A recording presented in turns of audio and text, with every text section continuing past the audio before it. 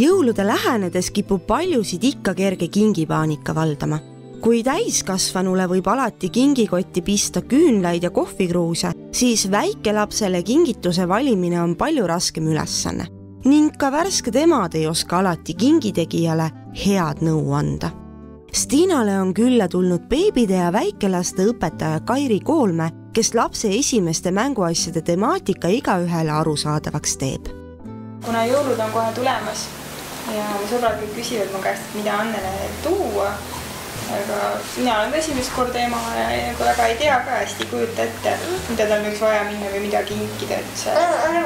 Et hea mänguasi võiks olla selline, millega saab tükk aega midagi teha, millega saab nagu erinevaid asju teha.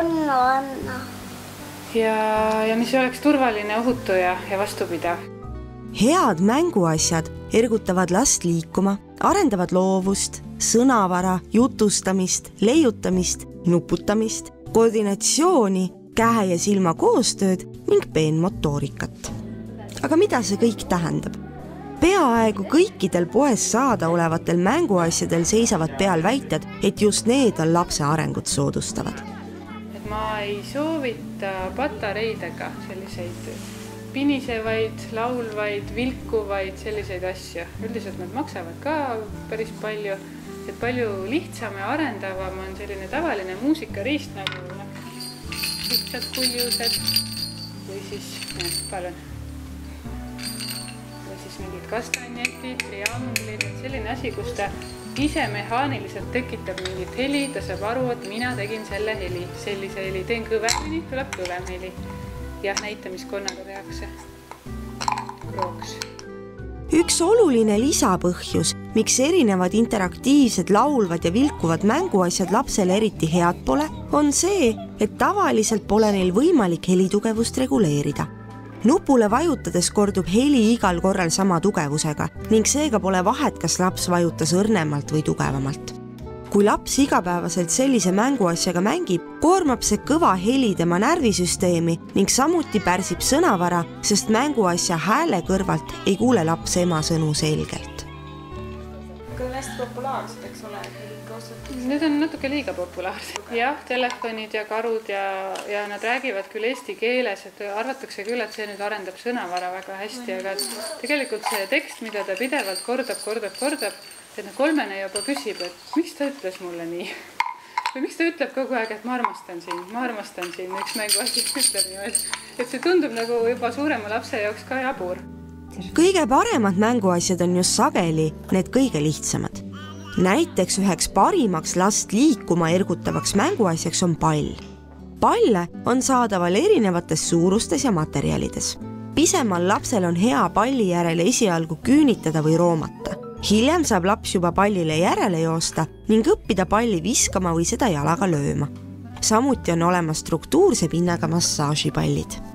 Siis väga head on topsikud, neid on erinevad. Neid on mäng. Aga mängi, neid saab panna üksteise sisse, üksteise peale ja muidugi alati ükski mänguasi ei arenda ise last, et ikka ema peab lapsega mängima.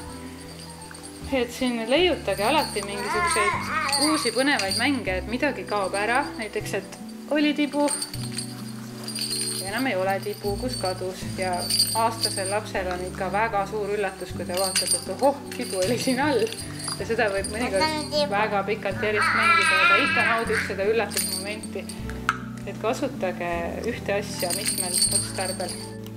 Loomulikult on väikesele lapsele väga head ka igasugused kujundite sorteerimise mänguasjad ja ladumistornid, kus laps arendab oma matemaatilist ja ruumilist mõtlemist, loogikat ja motoorikat. Ka võiksid beebil olemas olla puidust lihtsad klotsid. Ka on heaks valikuks pisut suuremad Lego-tüüpi klotsid. Esialgu tasub osta lapsele vaid üks suurem komplekt klotsidest ja alusplaadist, kus mingeid teisi tegelasi juures pole. Kõikide nende mänguasjade puhul on vanemal oluline meeles pidada, et laps ei oska veel ise mängida. Seega peab vanem talle kõiki tegevusi ise ette näitama. Samuti on oluline, et vanem toetaks lapse loovust ning ei sunniks teda mängima iga mänguasjaga, vaid neid mänge, milleks ese algselt mõeldud on. Klotsidest valmib mängupuder ja ämber võib täiesti vabalt ka müts olla. pehmetes mänguasjades pole iseenesest midagi halba, kuid neid kipub juba beebi esimeste eluaastate jooksul pisut liiga palju kogunema. Kui aga kindlasti midagi pehmet kinkida tahta, võiks osta lapsele käpik või sõrmenukud. Esialgu teed teatrit sina, mõne aasta pärast juba ka laps ise. Miks ei lähe sisse? See on vale suurus. Miks ma nõuan? Et on 2 asja, mis võiks sellisel lapsel olla, kes just jalad alla saab, on üks järelveetav mänguasi ja ees lükatav mänguasi. Et see on nüüd esialgu lihtsam, seda ta lükkab enda ees ja ta näeb, mis juhtub, kui see läheb. Järelvedamine on samm raskem selles osas, et ta peab selja taha vaatama ja kõndima samal ajal. Või siis kõndima selge ees, mis on juba liikumise järgmine etapp, eks ju. Kirgele ma soovitaks kindlasti suusad sel talvel hankida või jõuluvanal tuua. Et see ei ole ka see, et mitte temast saaks suusataja kohe, vaid et ta just tunnetaks oma keha hoopis erinevas olukorras.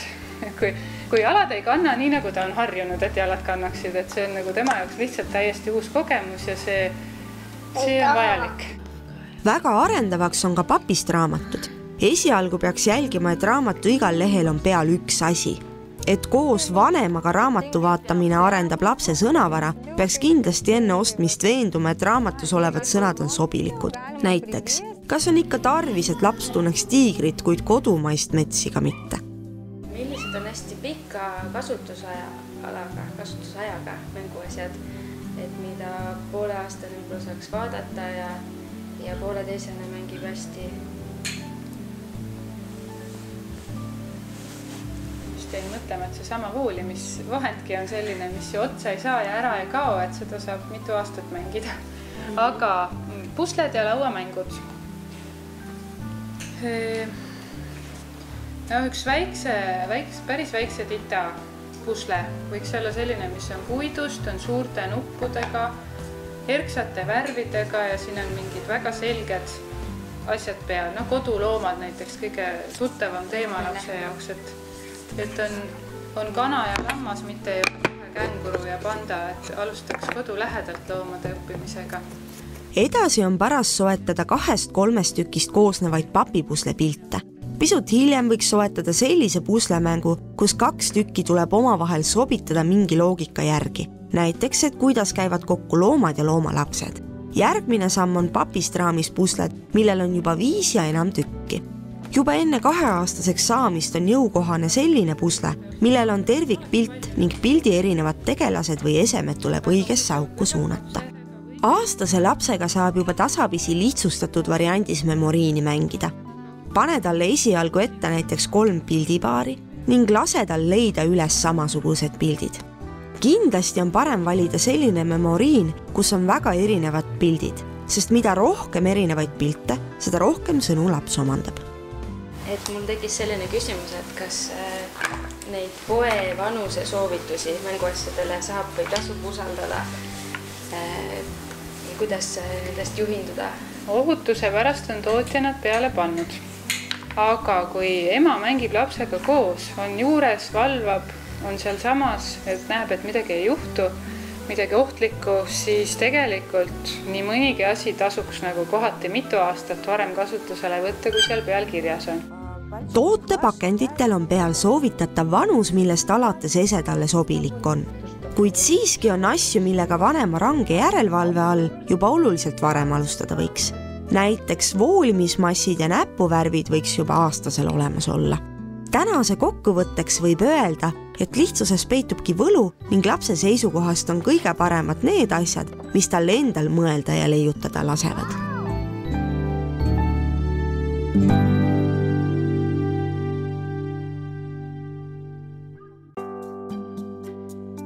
Iga päev on millegi uue algus, selleks, et miski meie tugevate tšempionite ja võluvate printsesside igapäevaseid saavutusi ei häiriks.